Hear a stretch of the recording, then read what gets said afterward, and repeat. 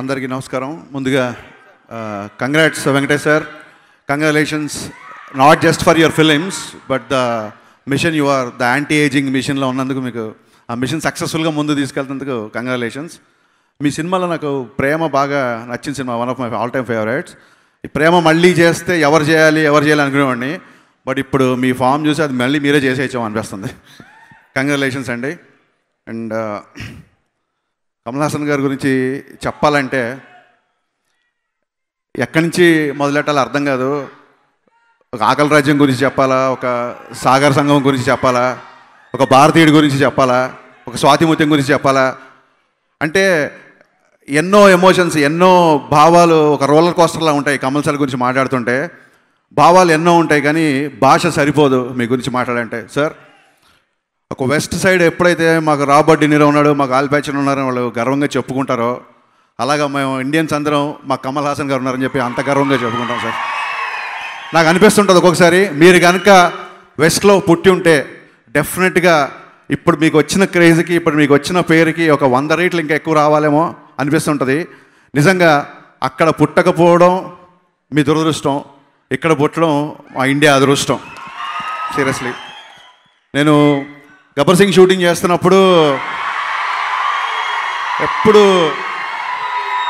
శృతిని ఎప్పుడు అడిగేవాడిని, షార్ట్ గ్యాప్లో ఎప్పుడు ఐ యూస్ టు ఎన్ఐ శృతి, కమల్ సార్ ఎలా ప్రిపేర్ అవుతారు క్యారెక్టర్కి, కమల్ సార్ డైరెక్షన్ చేసినప్పుడు ఎలా ఉంటారు, కమల్ సార్ ఏం చేస్తుంటారు ఇంట్లో, మామూలుగానే మాట్లాడుతుంటారా, ఎంత సిల్లీ క్వశ్చన్స్ అంటే, ఇంట్లో ఏం తింటారు Kamal sir, what is his diet అని చెప్పి ఐ యూస్ టు బగ్గర్. ఒక టైంకి వచ్చేసరికి Shruti, no I'm not going to talk about appa, you talk about film అని చెప్పేసి షీ యూస్ టు స్కోల్డ్ మీ.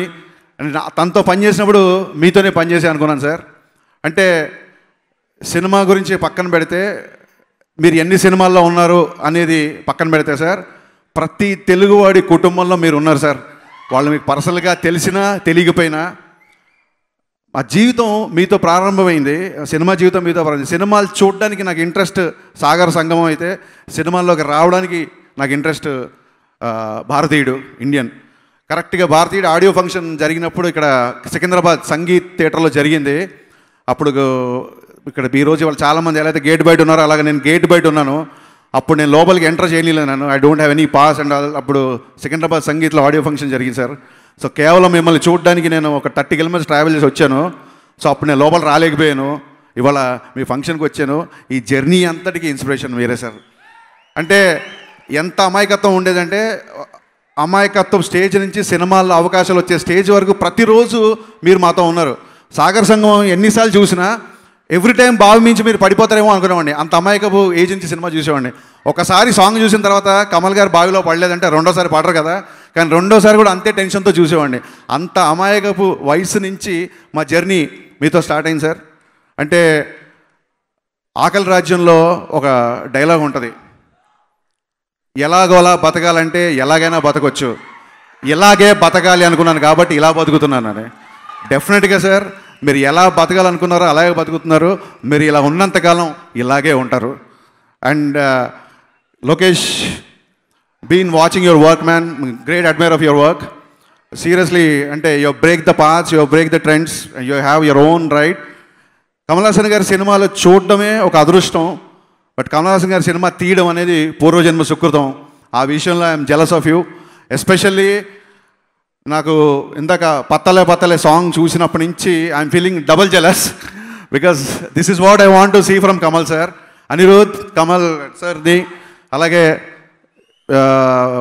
మన డైరెక్టర్ మీ ఇద్దరు, లోకేష్ అండ్ అనిరుద్కి స్పెషల్ థ్యాంక్స్. ఎందుకంటే bringing back the kind of style, the kind of swag which I wanted to always see Kamal sir.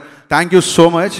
Cinema already ఒక రేంజ్లో expectations ఉన్నాయి. అండ్ పత్తలే సాంగ్ మధ్యలో మీరు జానకి అమ్మ అనే డైలాగ్కి I'm going to watch 5 to 10 times this film sir.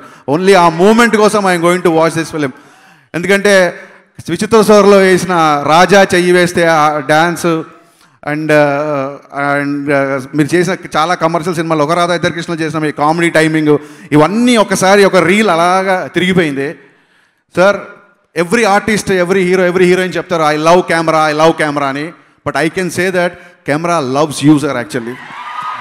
And cinema కోసమే, సినిమానే శ్వాసిస్తూ, cinema కోసమే జీవిస్తూ మీరు ఇలాగా మాలాంటి ఎందరో దర్శకులకి ఇండస్ట్రీకి రావడానికి, సినిమాలు చేయడానికి ఇన్స్పిరేషన్ ఉన్నట్టు. ఇందాక మా హిట్ డైరెక్టర్ చెప్పినట్టు ఇండస్ట్రీ రావడానికి మాకు అందరికీ మీరు ఇన్స్పిరేషన్గా ఉన్నందుకు నాకు ఆశ్చర్యంగా ఉంది. కరెక్ట్గా 10 years బ్యాక్ విశ్వరూపం ఆడియో ఫంక్షన్కి నేను గెస్ట్గా వచ్చాను. మళ్ళీ వాళ్ళ ఈ సినిమా గెస్ట్గా వచ్చాను. ఇంకో 10 years తర్వాత కూడా ఇంకో సినిమాకి మళ్ళీ గెస్ట్గా రావాలని కోరుకుంటున్నాను. Thank you so much for always being a great inspiration sir. Thanks a lot for being here. Welcome to Hyderabad. All the best. Actually advance congrats for Vikram.